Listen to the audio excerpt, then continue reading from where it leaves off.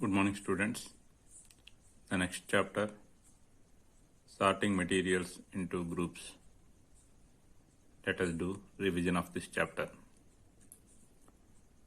There are different kinds of materials,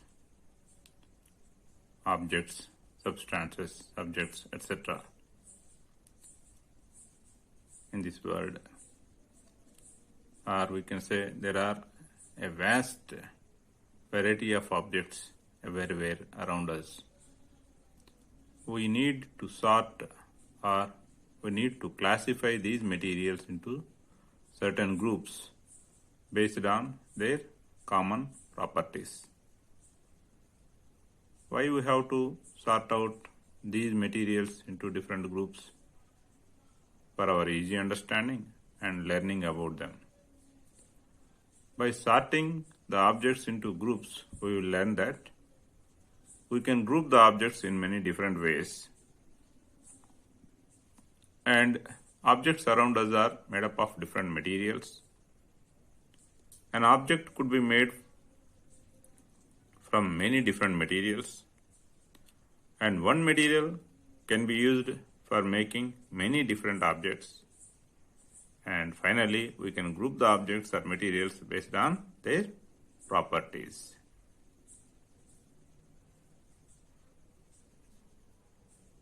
Main area of this chapter is different properties of materials which could be used to sort the materials into groups. What are different properties that we use to sort materials into groups? There are many properties. There is no fixed number of these many properties, like many properties are there. And these are all very important for the usage of materials and for sorting materials into different groups. The properties which we learn in this chapter are appearance, hardness, solubility, ability to float or ability to sink, and transparency. These are some of the properties of materials that could be used to sort out the materials into different groups. First, let us take appearance. Appearance means how a material appears to outer world. So this property explains about how they appear, how we just see, how they are being seen. Some appear shiny, some appear dull. Basically, if you look at different materials, some appear with some shining and some appear dull without any shining. Shiny, why they appear shiny? They are having some luster. Luster means having the ability to shine. So examples for the materials that are shiny are freshly cut metals, freshly polished materials. And examples of materials that appear dull are rusted metals, paper, human body, many things. Next property is hardness. This property explains whether a material could be easily compressed or not.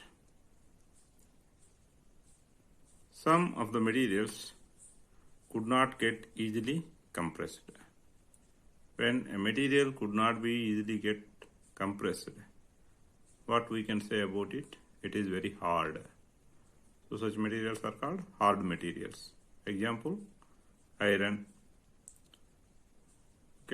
hardwood, etc. And some could be easily scratched or compressed. And when we can easily scratch them or compress them, we can say that such materials are soft materials, cotton, sponge, etc. Next, solubility. Especially this solubility, we attribute it towards water.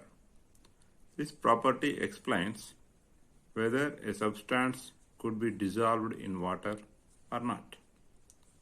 This property explains whether a substance could be dissolved in water or not. According to this property, substances are of two types, soluble and insoluble. Some substances are soluble. They get completely dissolved in water. So when they are added in the water, after some time, they disappear. Like when you add sugar or salt or vinegar or lime juice, after some time, they disappear. Some substances are insoluble, means they do not mix with water. So they do not disappear even after we stir for a long time after adding them to water.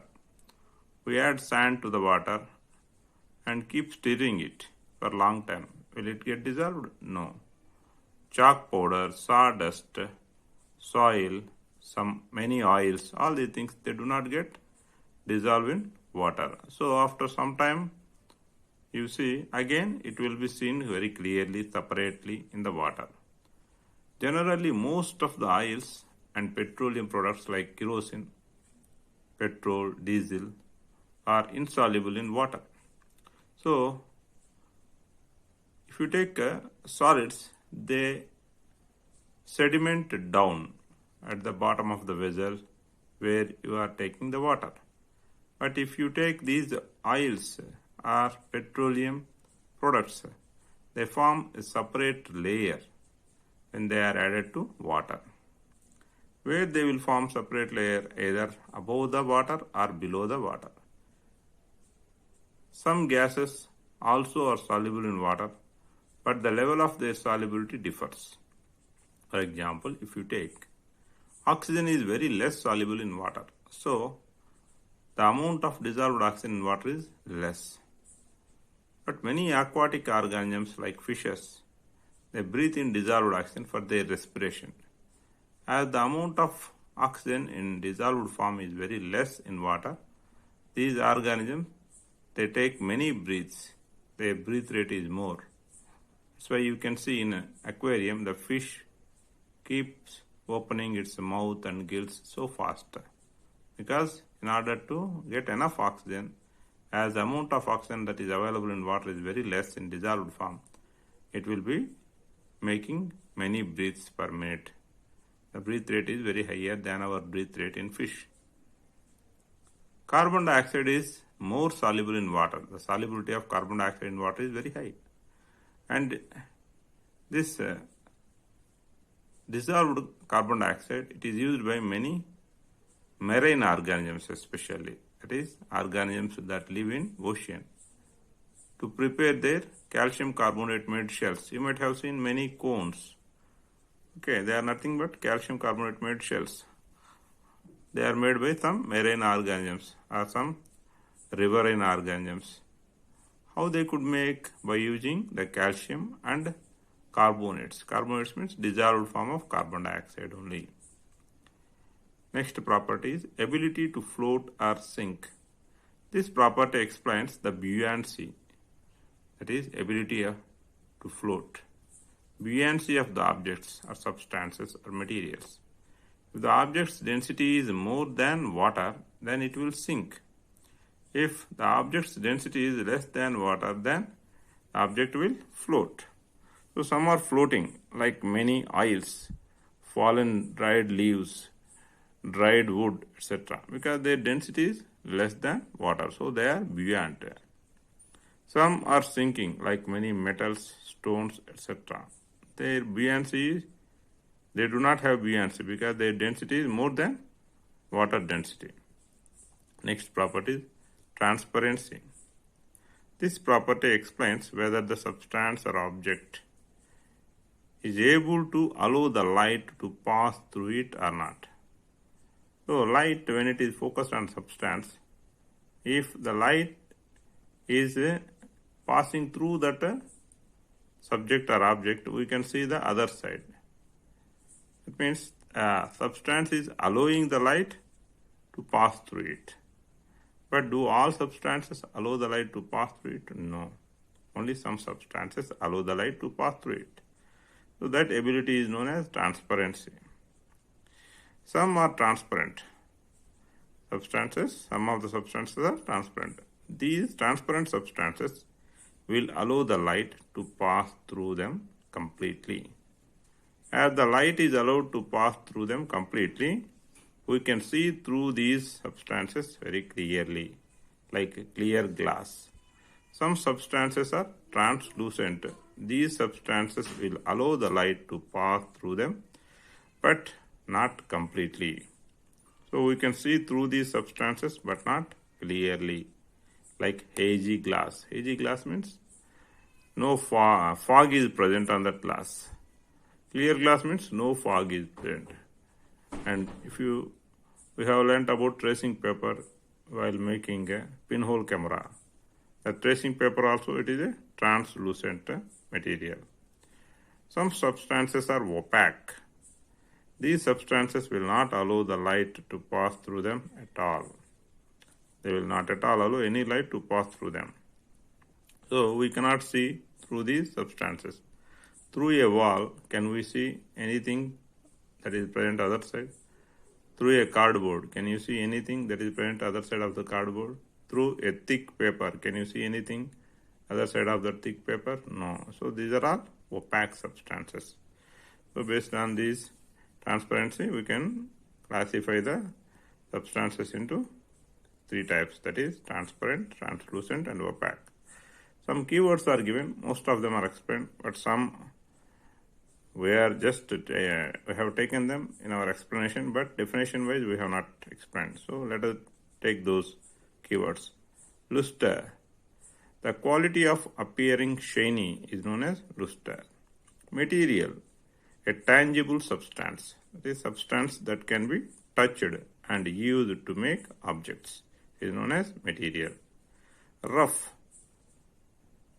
Rough, it is the quality of having an irregular surface.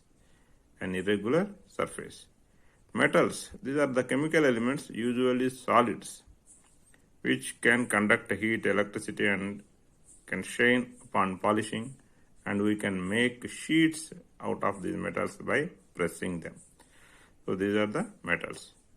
With this, we have completed the fourth chapter, sorting materials into different groups. Okay, make notes of this, short notes of this chapter, what I have shown to you. Okay, right? And you can learn the chapter very easily from this short notes.